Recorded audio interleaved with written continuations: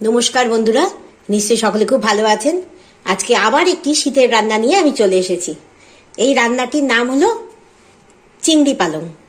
এই চিংড়ি পালং করার জন্য চিংড়ি আর পালং তো রয়েছেই, মানে পালং শাকটা দেখুন আমি ডাঁটা শুদ্ধই ছোট ছোট টুকরো করে কেটে রেখেছি।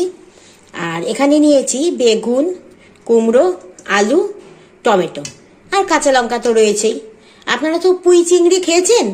পালং শাক তো এখন খুবই উঠছে আর খাওয়াও খুব শরীরের পক্ষে ভালো।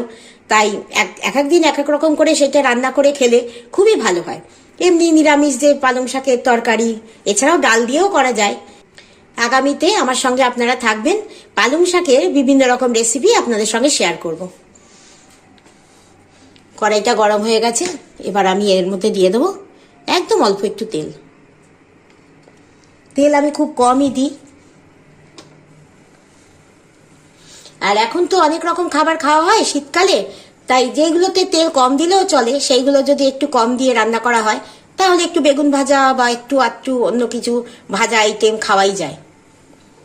আমি এবার এর মধ্যে দিয়ে দেবো দুটো শুকনো লঙ্কা আর দেবো পাঁচফোড়ন। ফোড়নের খুব সুন্দর গন্ধ বেরিয়ে গেছে। এবার আমি এর মধ্যে সবজিগুলো দিয়ে দেবো।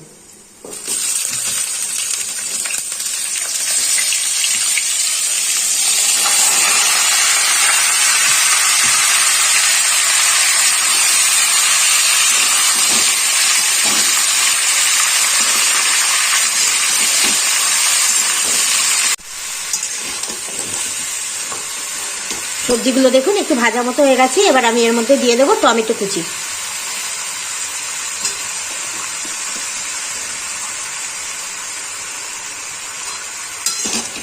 এর মধ্যে কিন্তু একদমই কোনো জল পড়বে না। এই সবজির যে জল আর পালং শাকের যে জল বেরোবে তাতেই এটা সেদ্ধ হয়ে যাবে। আর এর মধ্যে এবার দিয়ে দেবো একটু হলুদ গুঁড়ো,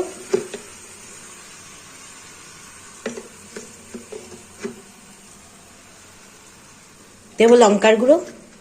লঙ্কার গুঁড়ো খুব কম দেবো, কারণ যেহেতু আমি মিষ্টি দিই না রান্নায়, সেহেতু বেশি ঝাল হলে ভালো লাগবে না।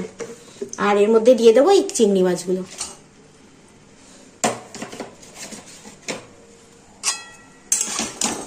ভালো করে মিশিয়ে নেব।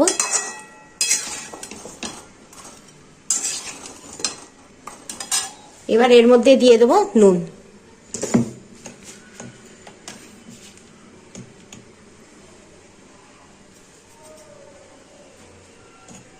স্বাদ মতো নুন দেবেন, তবে প্রথম দিকে একটু কম দেবেন, পরে যদি লাগে তখন টেস্ট করে দেখে নেওয়া যাবে, কেননা এগুলো সব সবজি তো কমে যাবে আবার। এবার এটাকে ভালো করে ঢাকা দিয়ে খানিকক্ষণের জন্য সেদ্ধ হতে দেবো।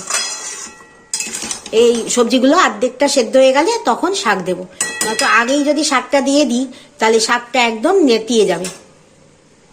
তাহলে একটু ঢাকা দিয়ে রাখি। সবজিগুলো অনেকটাই সেদ্ধ হয়ে গেছে, দেখুন পরিমাণেও অনেক কমে গেছে। এবার আমি এই শাকগুলো এর মধ্যে দিয়ে দেবো।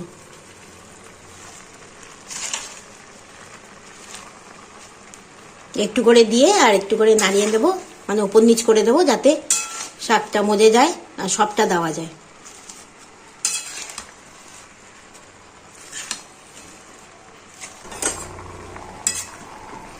সব শাকটাই দিয়ে দিয়েছি, দিয়ে ভালো করে ওপর নিচ করে দিয়েছি। এবার কিন্তু ঢাকা দিয়ে রাখবো খানিকক্ষণ, কিন্তু গ্যাসের আঁচ কিন্তু কমাবো না, একদম হাইতেই রাখবো, নয়তো অনেকটা জল বেরিয়ে যাবে।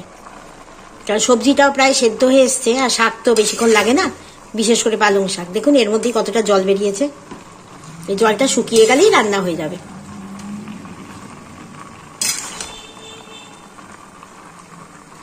জলটা শুকিয়ে গেলে রান্নাটা হোক, আপনাদের দেখাচ্ছি। এর মধ্যে আর কিচ্ছু পড়বে না।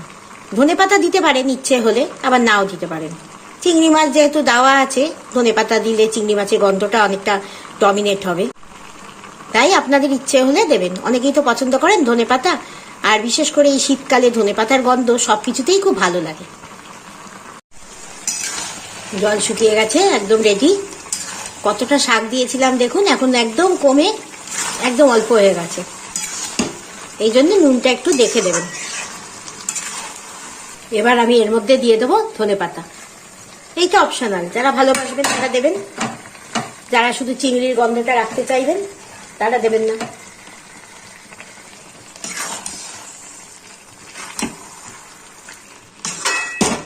ব্যাস রেডি, নামিয়ে দেখাচ্ছি। চিংড়ি পালং একদম রেডি, গরম গরম ভাতের সঙ্গে একদম জমে যাবে। শুধু ভাত কেন, রুটি, পরোটা সব কিছুর সঙ্গেই খুব ভালো লাগবে। যদি ভালো লাগে রেসিপিটা অবশ্যই বাড়িতে একবার করে খাবেন, ভালো লাগবে। আর এখন তো খুব পালং শাক উঠছে বাজারে, টাটকা টাটকা, তাই এক একদিন এক এক রকম করে খেলে নিজেদেরও খুব ভালো লাগবে। যদি ভালো লাগে কমেন্ট করে জানাবেন। সকলে খুব ভালো থাকবেন। নমস্কার।